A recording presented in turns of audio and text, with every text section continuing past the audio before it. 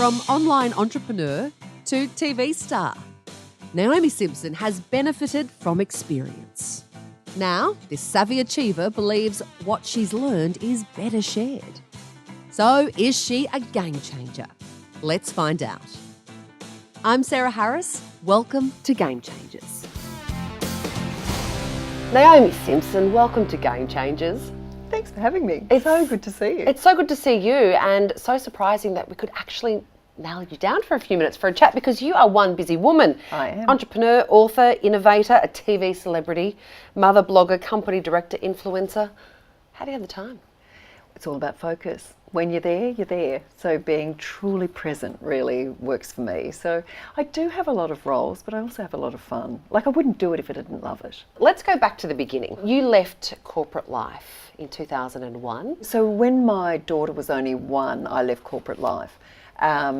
Because I wanted some more freedom. I wanted to have a career but be with her. So my first business was a freelance marketing company, and it was 2001 that I launched RedBalloon. So you got out of corporate life to be your own boss for more time to spend with your family. Oh, yes. Did it quite work out that way, or was it like getting a whole nother child? Well, actually my 30s were just a blur. They were a complete blur, and I was just putting one foot in front of the other, and sometimes things worked and sometimes they didn't.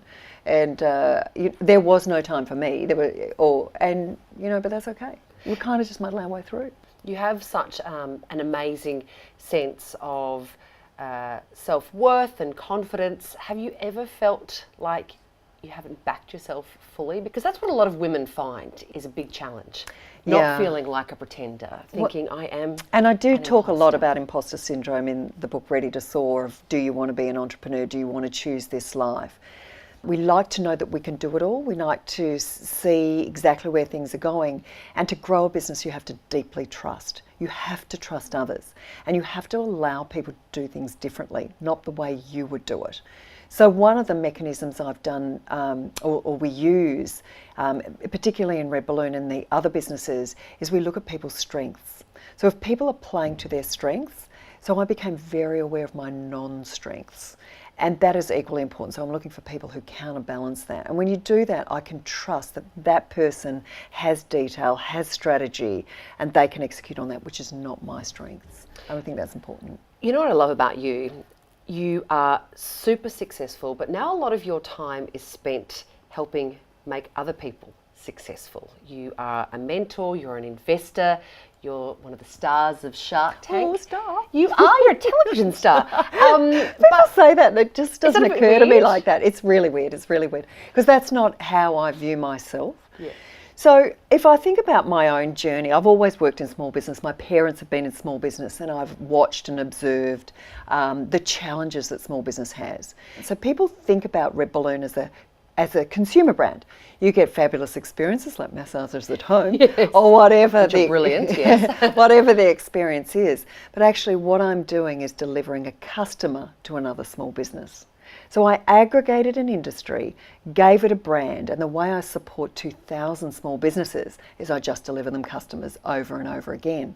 And so I've extended that out now, because I've been doing that for 16 years. I've extended that out now to another business called Wrapped, Wrapped.com, which is about smaller manufacturers who can't get into retailers. So, curious, innovative, personalised products. And then, of course, Ready.com, which is about having thriving employees inside the business. So if I look at all of my businesses, they're actually supporting business owners.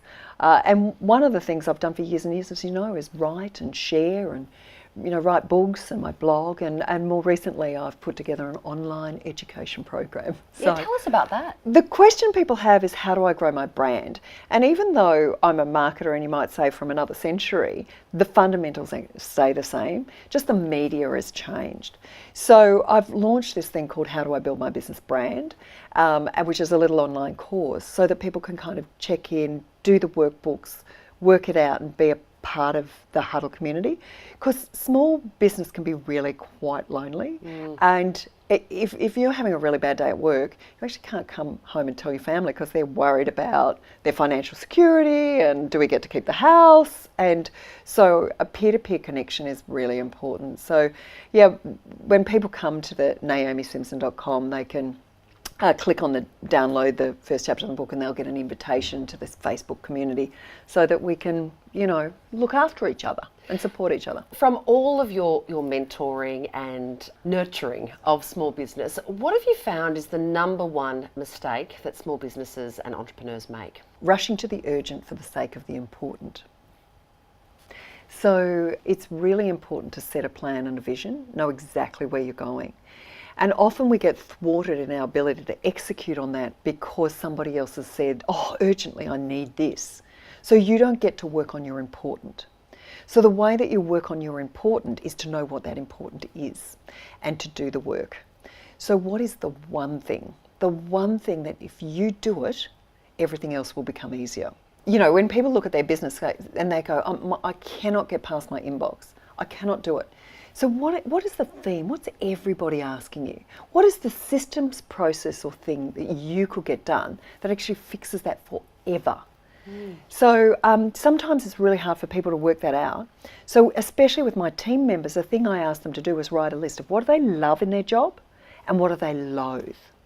Now we want them to do more of what they love. They feel great about what they do.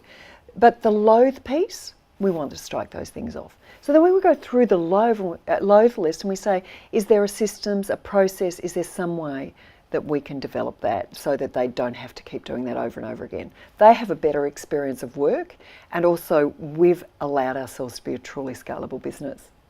Long answer. Sorry.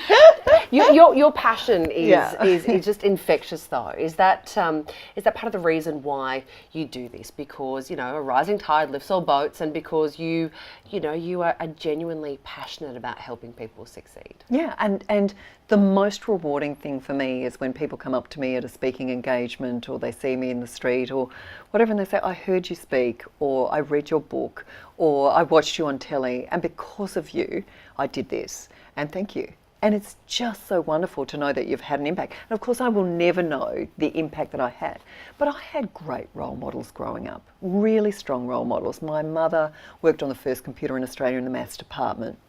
Every day she'd go off to work in the 60s and 70s, that's a very long time ago, looking fabulous. And I said, oh, I'd like to look like that when I grow up. And she, when she left there, she went and worked for a great Australian entrepreneur, a woman by the name of Lindsay Catamol, who had Aspect Computing. And my mum would drag me along to kind of work events, and she'd introduce me to Lindsay, who I now know. And Lindsay says, I remember you as a wee thing. How can you be this old? What happened? Because I was just a wee thing. And my mother said to me, she said, if Lindsay can do it, you can do it. So I always had great support and encouragement. And for me, that was my normal. I had strong role models in my life, and I choose to be that for others. That I gave it a crack, it kind of worked out, we're doing okay, it doesn't really matter, we win some, we lose some, it'll be okay. And I think that that's a really important message. My life is not perfect. Let's be really clear about that. But it's okay. No life is. We're pushing for greatness, we're pushing for purpose, but, some days we win and some days we don't. And that's life. You are more than okay, and you are a fantastic role model. Naomi Simson, thank you so much for sitting on our couch and chatting to us today. So wonderful to catch up with you, Sarah. So wonderful.